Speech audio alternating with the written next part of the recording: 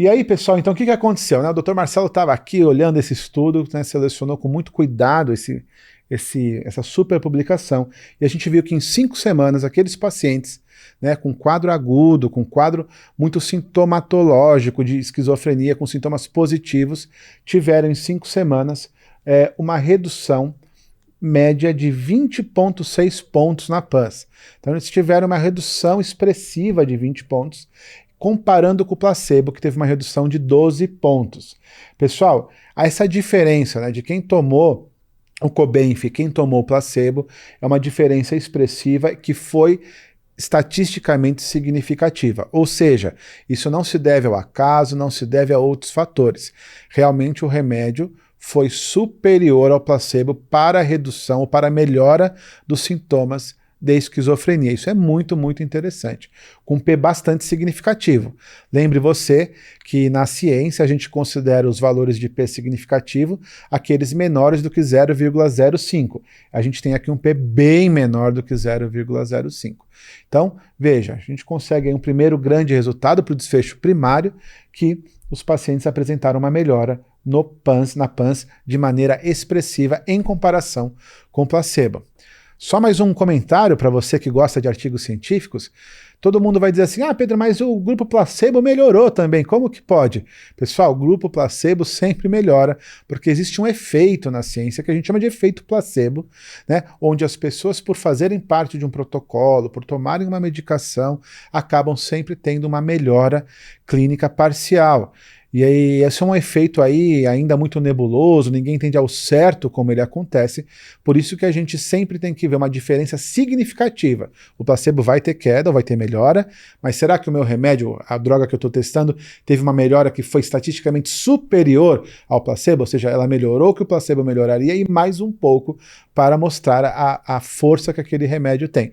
Então, aí a discussão por que o placebo também melhora, e ele cá entre nós sempre apresenta algum grau de melhora. E até nesse estudo específico, né, Pedro, para que se vocês forem ler, pessoal, o artigo original, o estudo foi feito com pacientes hospitalizados, né, o que por si só, em um paciente psicótico, deixar ele num ambiente mais protegido, mais restrito, sem estímulos ali do conteúdo delirante daquele paciente, isso por si só já tem um efeito organizador, né, que também pode se refletir nessa melhora que foi aferida ali pela PANSS, né? Então isso é outro fator que a gente pode considerar como uma limitação do estudo, que a gente vai abordar mais para frente, mas também talvez explicaria parte desse efeito placebo aí que foi descrito.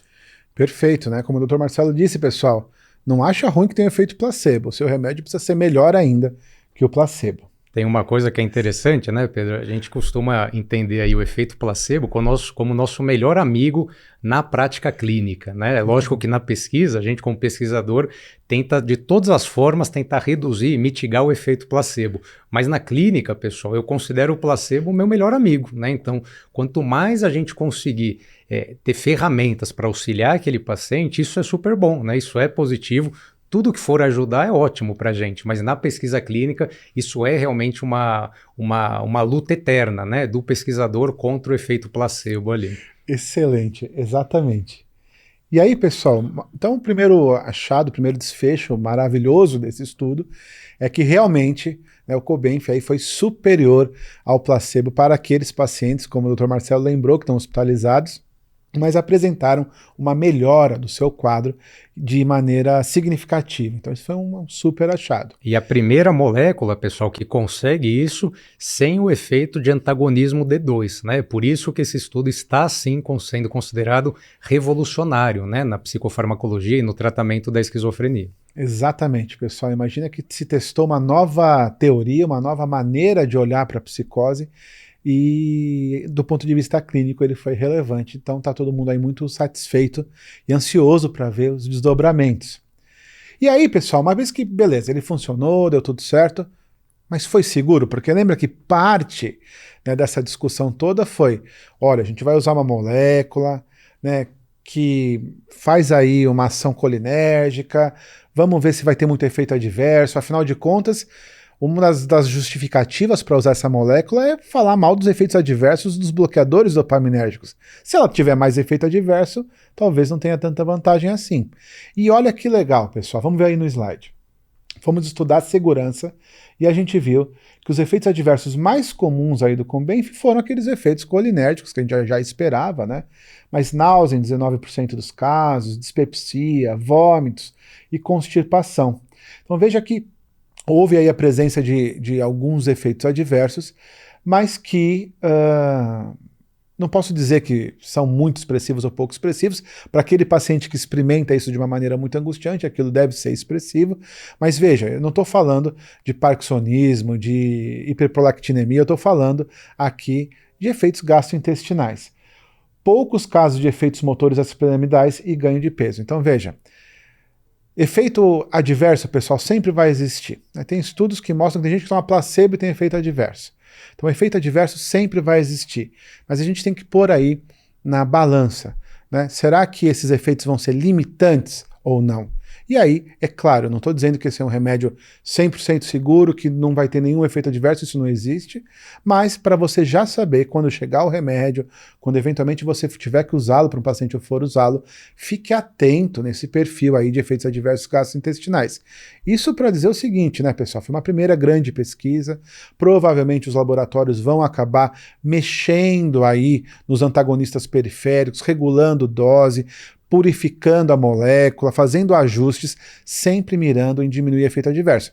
O Dr. Marcelo deve concordar comigo, mas hoje, pessoal, seja lá qual for o quadro que você for tratar na sua vida, efeitos adversos são limitantes. Tem que ser levado em conta antes de você decidir qual remédio vai escolher para o paciente.